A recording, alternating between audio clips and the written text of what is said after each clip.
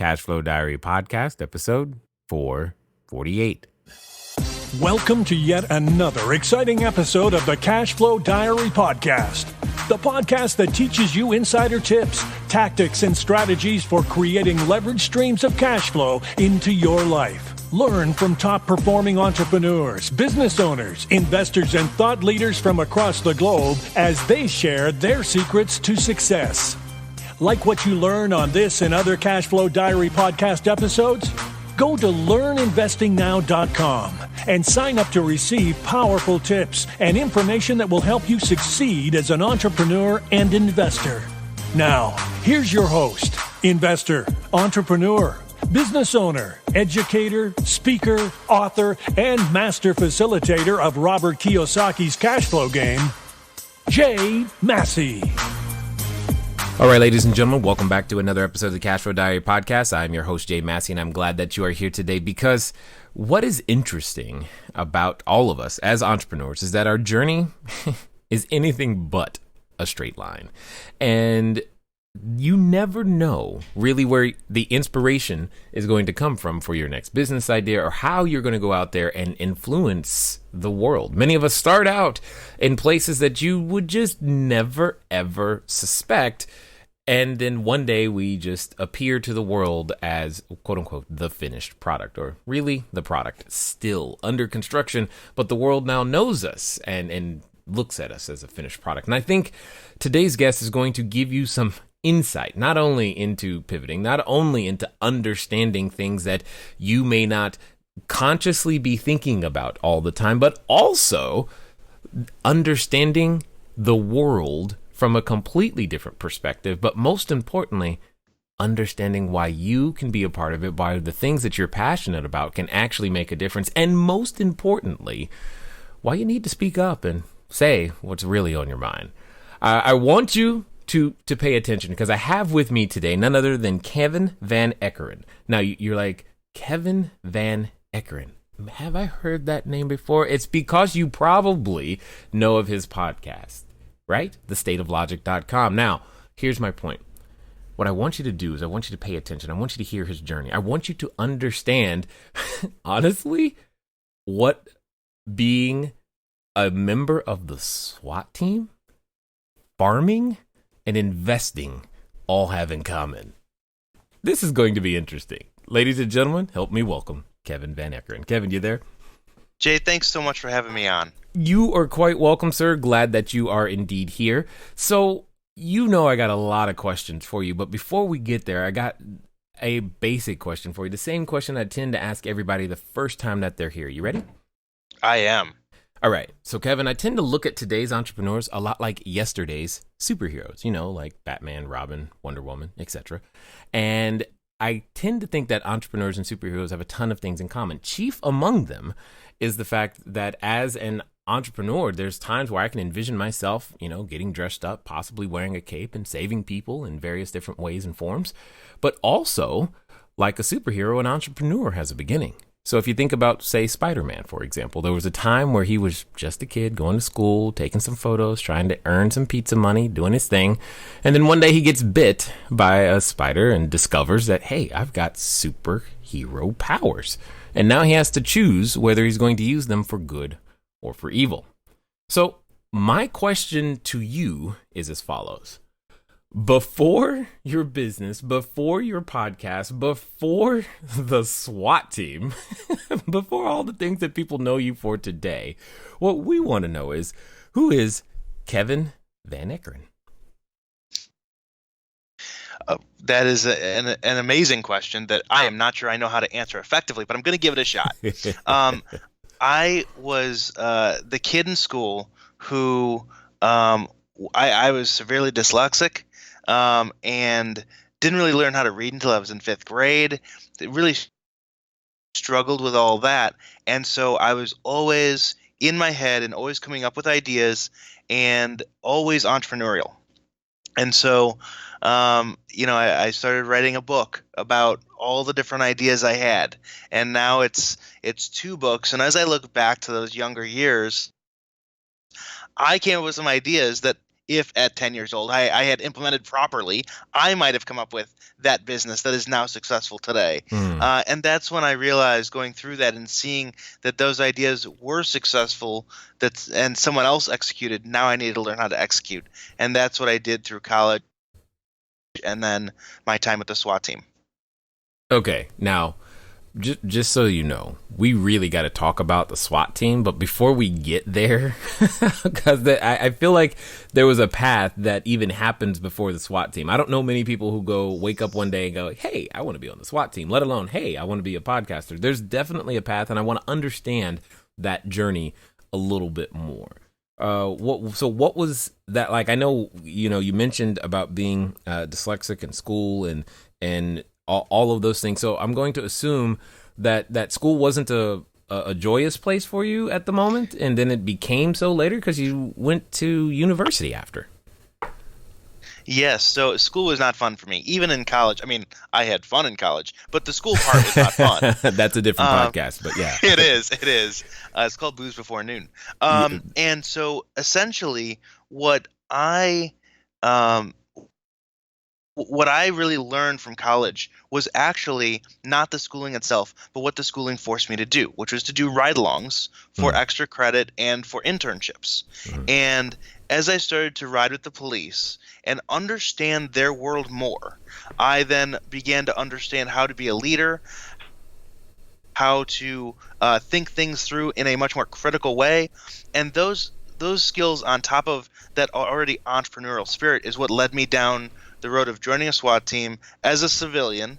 So I was a logistics officer, and then moving forward with business. Got it. So I have an interesting question for you then, because what you are alluding to is what I would call the apprenticeship model versus we'll call it the industrial age idea of the university. Because what I'm hearing is you actually learned more in the terms of more was caught than actually taught in a classroom environment. Absolutely. That is something that I believe very strongly in. You have to experience things, at least from my point of view. Others are different, of course. But for me, I have to experience them to really understand them. Right. Okay, so when it comes down to it, in your time, with the ride-alongs, etc., would you say that would be the most valuable piece of the higher education you've experienced? Absolutely. Between the 2,000 hours I did in college and the 8,000 hours I did after college around the country, it was without a doubt the best education I could have ever gotten. Interesting. So what would you say was like the thing? What was it that you were able to catch than actually, read in a book?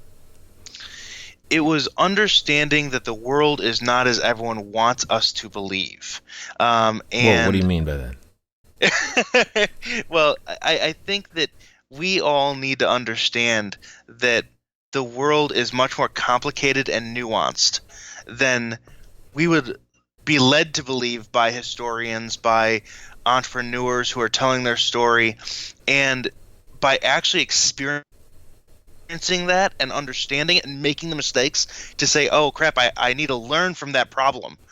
That is what I think a real education about any topic deserves. Interesting. Okay, got it.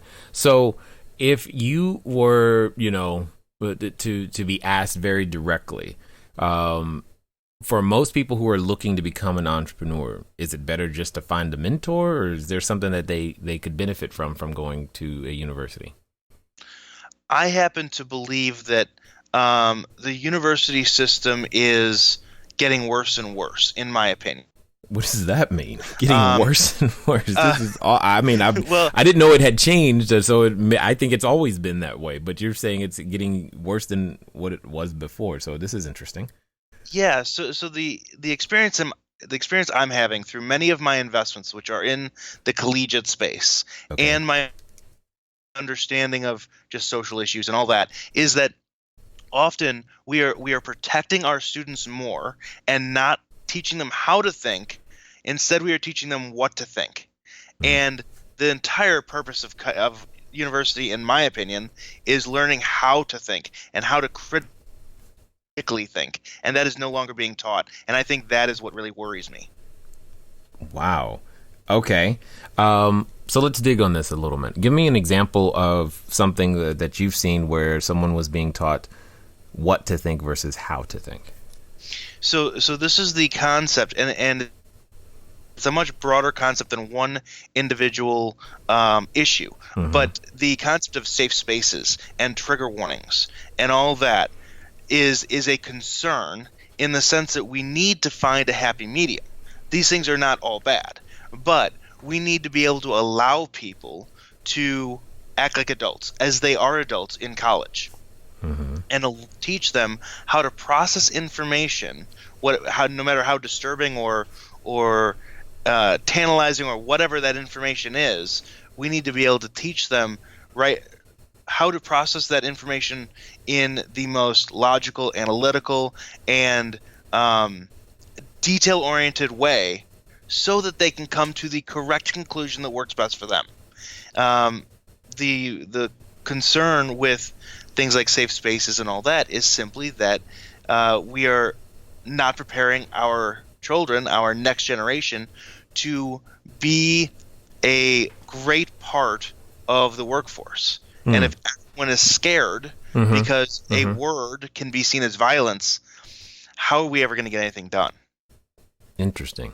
Now, let's pretend for a moment that myself and most people listening, we don't even know what safe spaces or trigger warnings are. Oh. What is that, man? So safe spaces in universities are places where you can go to talk to a counselor for free after a Ben Shapiro, for example, goes to speak, or Jordan Peterson goes to speak at their campus. They are offended so much by what that person has said that now they must go see a counselor to deal with the implications of what was said. Now, mind you, these people are very moderate, nice people who may have a different opinion, but they're not the leader of the KKK or anything. They're not bad people, and they're not spreading evil ideology. And then trigger warnings are in any class when something is brought up. So let's just say sexual assault. If sexual assault is going to be brought up in a book or a movie or in a conversation, then they first say trigger warning, and then say what that trigger warning might be, to allow the students that might be affected by hearing the word sexual assault to leave the room, so they don't have to be a part of that discussion. Interesting. And you're saying in situations like this, we're not being given the opportunity to think through that process for ourselves, but instead just being told, hey, this is what you should believe or shouldn't believe about these items and things. Well, I think it just speaks to a larger message of, if we don't know if we cannot deal with hearing things we don't like, then how are we ever going to determine whether those things that we do or don't like are the right or the wrong thing? Got it. Totally understood. So, how do we go from this to the SWAT team, my friend? Well, we are talking about violence, and both has a lot of them in it. Right. So I think that what needs to be understood about my evolution from a university student to the SWAT team was that I studied criminal justice. I still don't know why. It was just interesting, but it is the most useless degree on the planet. Nice. And I really enjoyed it, and so I said, okay, how can I give back? How can I donate my time? And so I started working as a logistics officer, a civilian, for a SWAT team in the south suburbs of Chicago. Not the most, crime-free area in the world. In fact, we have a lot of crime, and we were being called out pretty much every 3 days for a serious incident. Wow, that's stressful. So what specifically would a logistic officer do? So every logistics officer has their own role. For me, it was to professionalize the SWAT team. That is much like herding cats, unfortunately. And so it was a bit of a challenge, but that's where I had to learn to be a leader, because I'm the bottom man on the totem pole. I have no power. I'm not actually a cop. I'm not kicking in doors with them, but yet I'm trying to get them to realize that we need the training necessary to allow them to survive a deadly encounter. And it's hard to get alpha male guys who have been doing this for 15 years to listen to a 25-year-old college student. But yet you did that. I did. So there's a story here, because there's a number of individuals who are beginning to start their businesses in various different ways, and maybe the individuals that they need to actually, either as a customer or to bring on board, CFO, CMO, whatever, are sufficiently more senior in years than they are, but yet they still have to get everybody going in the same direction.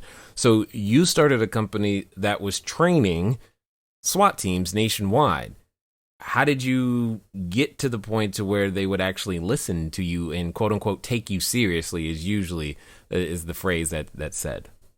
Sure. So I had to do two things.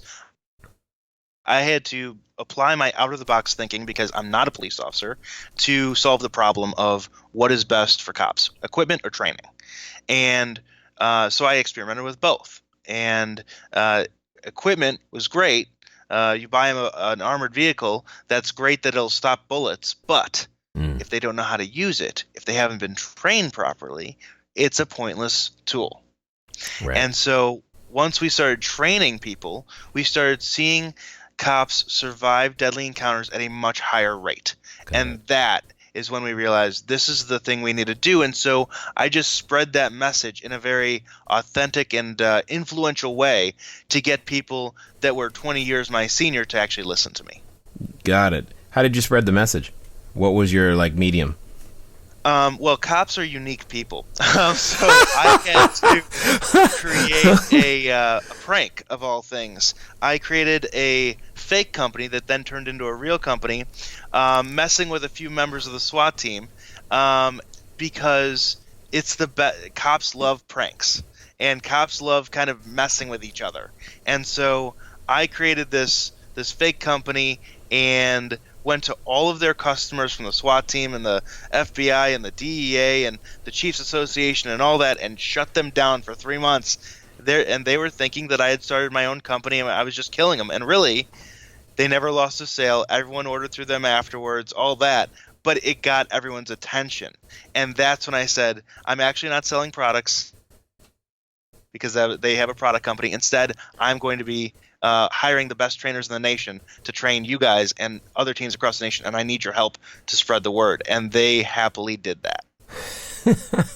Got it. Wow, that's one way to get their attention. So you did that for a little while, but now I really don't understand how this ties into farming. You're gonna have to. That's like a really bridge. You got to bridge that gap for me. Absolutely. So, as you said, the SWAT world can be very stressful, right? And running a business, as you know, can also be very stressful. So when you combine those, I was stressed to the max, and that was not the only company I was the CEO of at the time. So I needed a way to relax, and that came in the form of farming. And so I started a farm that I knew would never make a huge amount of money or anything like that, but it would simply offer me the ability to work on the land, to work with animals, and to produce my own food, all in a very relaxing and satisfying way. Okay, so the idea was this was your release to just get away from the busy world of work. Yes, and to manage stress. Got it. Okay, that makes sense. Did it turn out to be successful in managing your stress, or did it turn into? Oh, absolutely. Okay, got it. What should other people farm? I'm curious now, because you don't hear many people saying I did this, and then I think farming was the way to go. So I'm really curious to understand how has the farm grown? Did it end up becoming a business for you? I mean, where's the farm at today? Yeah, so we started off with just 38 chickens, and I just wanted to do it literally. Hold on, whoa, stop! You said 30. You started off with, you used the word just and 38 chickens. Well, most farms have 250,000 chickens when you talk about eggs. Okay. So it's all a about very small perspective, baby. operation. Exactly, right. I'm like, one chicken seemed like a lot right now, but okay, go for it. So we start off with 38, and obviously I can't eat 38 eggs a day. So I started giving them out, and then restaurant owners somehow got their hands on them and started calling me and asking if I could supply them with eggs. I didn't have a license. I didn't have anything, so I went through the process, and it just started from there. And now, 6 years later, we have pigs, goats, chickens, cows, ducks, quail, and we produce a ton of meat and eggs that are higher quality than anything you can buy in a store. You know what I find interesting is that an entrepreneur, no matter how relaxing or how much they're trying to get away from the hustle and bustle of a business, it's like anything that we touch somehow turns into something more than what it started to be. And always and absolutely. You just can't help but do it. So I'm curious to know, do you have a favorite chicken? I don't anymore, but we do have our favorite duck. And his name is Buddy, and he just follows us everywhere.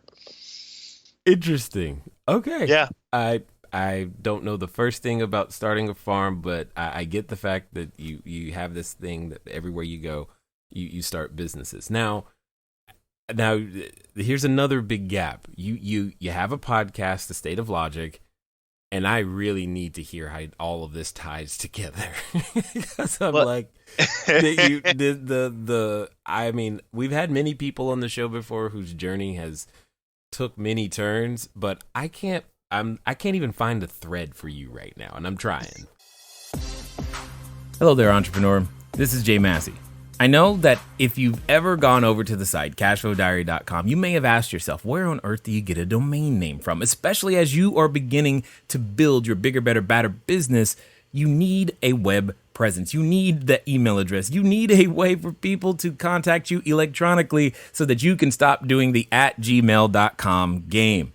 Well, the good folks over at GoDaddy have definitely supplied us with every domain that we have ever used. So what I want you to do is I want you to go over to trygodaddy.com/cashflow diary. Again, that's trygodaddy.com/cashflow diary, because it's a quick way for you to get set up to capture your domain name the exact way that you want it. They got easy search functions, and most importantly for you is that you'll be up and running today. As I said, once you get started, stay started. Don't let small little obstacles of how to get your own domain name going stop you. So again, go to trygodaddy.com/cashflow diary, and let's get back to the rest of the story.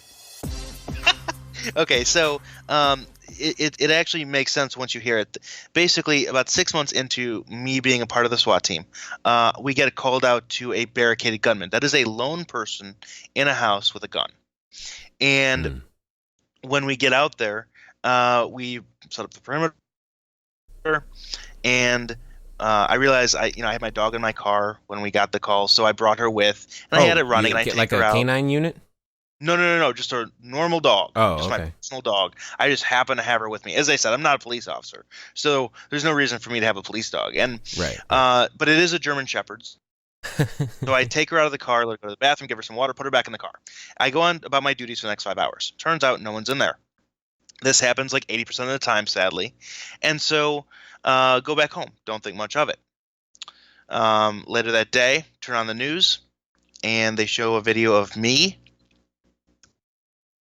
taking the dog out of the car and saying that there's a hostage situation, and the hostage taker has a bomb, and that's why they brought in the bomb dog. What? And I think, whoa, hold on, what?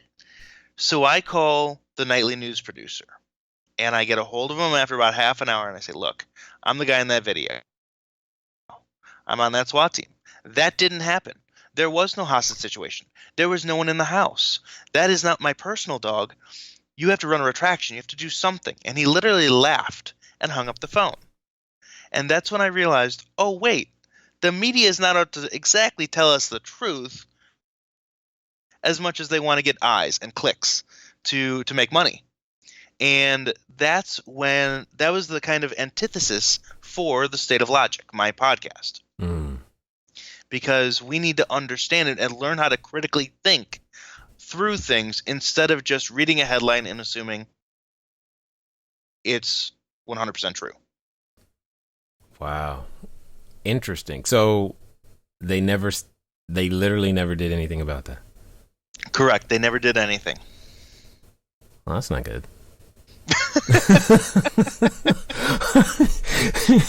I'm just saying it's not good. I mean, okay, got it. So now, as the podcast has been going for you, what have been some of the popular things that you guys have been talking about?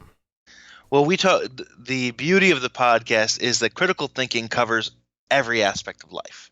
So we talk about politics and business and the media and kind of trying to tie it all back to how to think logically, remember to do research, don't just assume things, that kind of thing. And I think the biggest thing I've taken away from it is that this is a rare skill, but those who have it tend to succeed more. Interesting. Now, you say it's a rare skill. Why is that? Why do you believe that? Well, what I find is that many of the movements we see, whether they be social or political, tend to be based, at least partly, on fiction that was later proven not to be true. And of course, this is not a politics podcast. So I'm not going to go into what those are because that would probably be somewhat inflammatory. But the concept still holds the same. And I think a lot of business owners and startups especially are going down the road of not doing enough diligence on the idea they have, trying to implement it, and then losing their life savings, losing $50,000 or whatever it is. And I think that's just a horrible and very hard lesson to learn.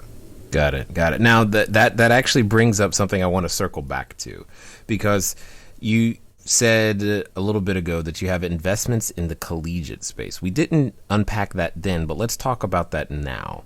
What is an investment in the collegiate space? Because when you say that, the first thing I go is like, he's founding colleges? What? No, I'm not founding colleges. That's a great point. I didn't think about that. Basically, it's I invested, one of my favorites is a company called Black Sheep. They are essentially taking over the school newspaper, and instead it's their newspaper, and they're in over 100 colleges. So essentially they're a marketing / media company. Got it. And they just do that for schools across the U.S.? Across the U.S. and into Canada. And it is one of those things where consumers have been trying to access that market effectively for a very long time with very low results, very poor results. And these guys are doing it at a much higher level, which is exciting. Interesting. And okay, you do realize that that's a completely different turn again, right? I mean, it has literally nothing to do with criminal justice, at least that I can see. It has nothing to do with the SWAT team. I mean, it's just I'm trying to find this thread. So what inspired that desire to do that?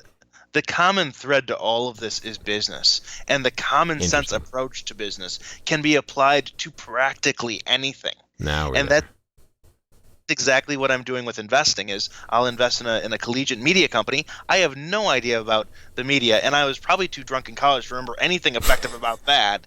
So it's not going to be able to help them as far as that goes. But I understand business on a very deep level, and I apply common sense principles to help those people. Allow them to be the expert in that set industry, and I'm just their backup, their sounding board, to allow them to suss out ideas and figure out what's going to work on a broader spectrum. Now I got it. So what I want to know then, what are these common sense principles that are clearly applicable, whether I want to farm pigs and chickens, whether I want to be on a SWAT team and build a training company or invest in collegiate media companies? What are these common sense business principles that you've discovered? Well, I think first and foremost, you need to understand whether you have an ugly baby.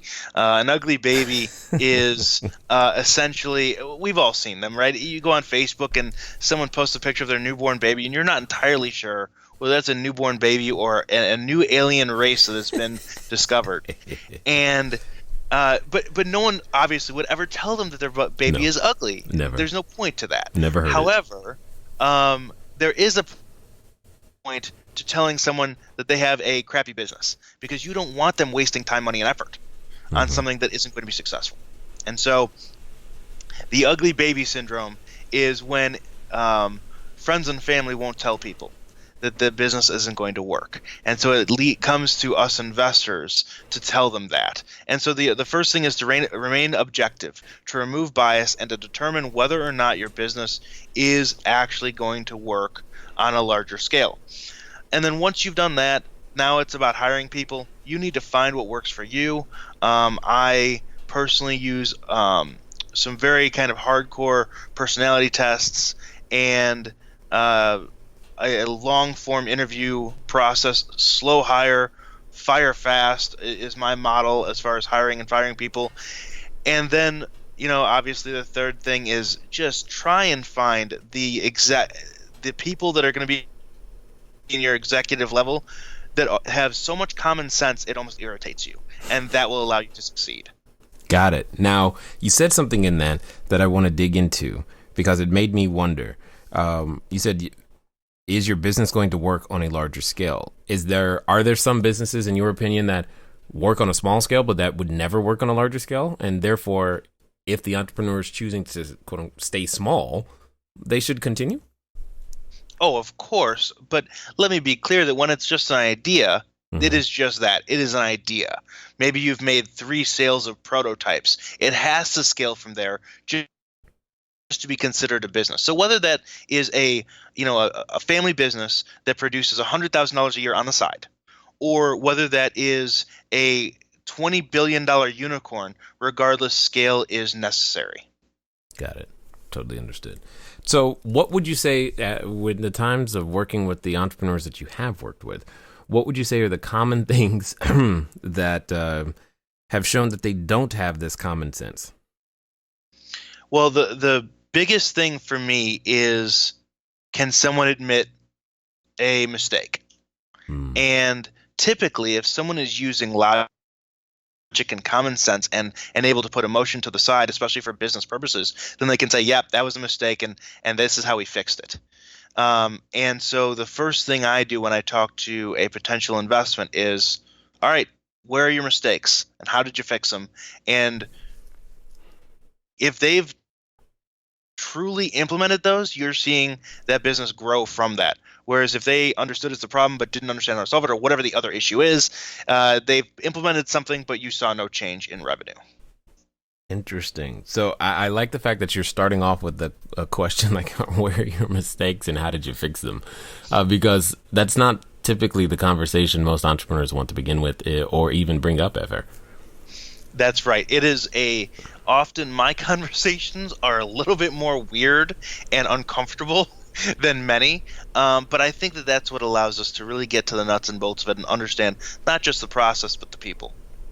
So what's more important, the product or the people in this case? 100% the people. The product could change drastically. It's the people that have to implement it to make it work. Got it. So to those entrepreneurs that you've run into and are seen who we'll say are fixated on perfecting their process, their product long before they've ever tried to sell it, what advice would you give them? I think the biggest thing is perfection is the ultimate enemy of profit. And so once you've done your diligence, and that is whatever that is for your business, who knows, then double check. Go to people that don't know you, like investors or business people or whatever, that don't have an emotional connection with you. Ask them.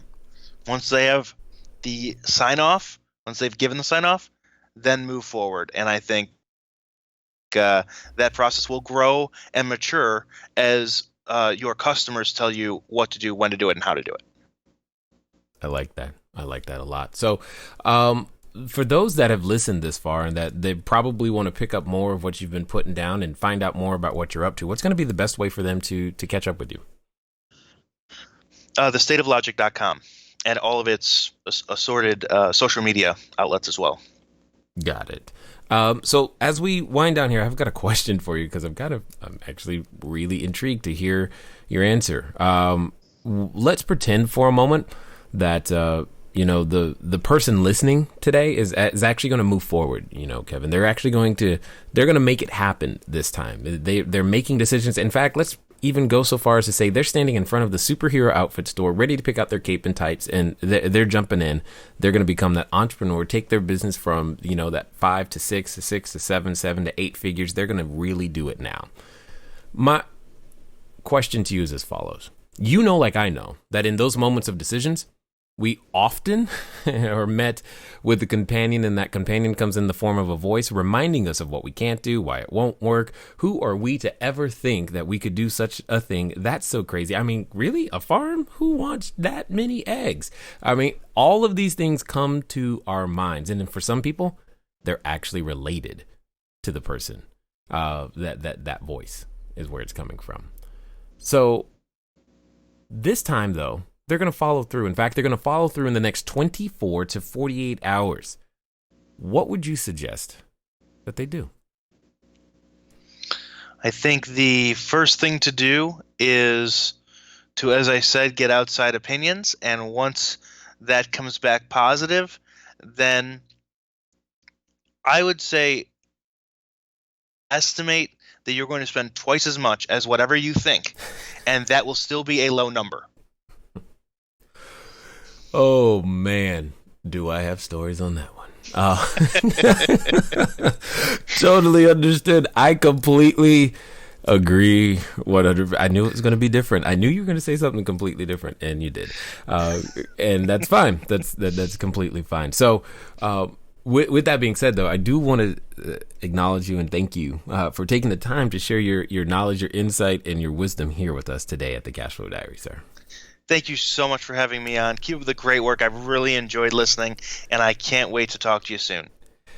All right, ladies and gentlemen, you know what time it is. It's time for you to move at the speed of instruction. What does that mean today? That means thestateoflogic.com. Go subscribe. Go listen to the podcast. Go find out more common sense, because it clearly isn't common. And now you have a place to go pick some up from. What's really cool is that like I know, that business can have principles regardless of industry, and you've heard some of them today. More importantly, I hope you go apply many of them right now. Ladies and gentlemen, it's been fun talking to you today. I look forward to talking to you soon. Until next time.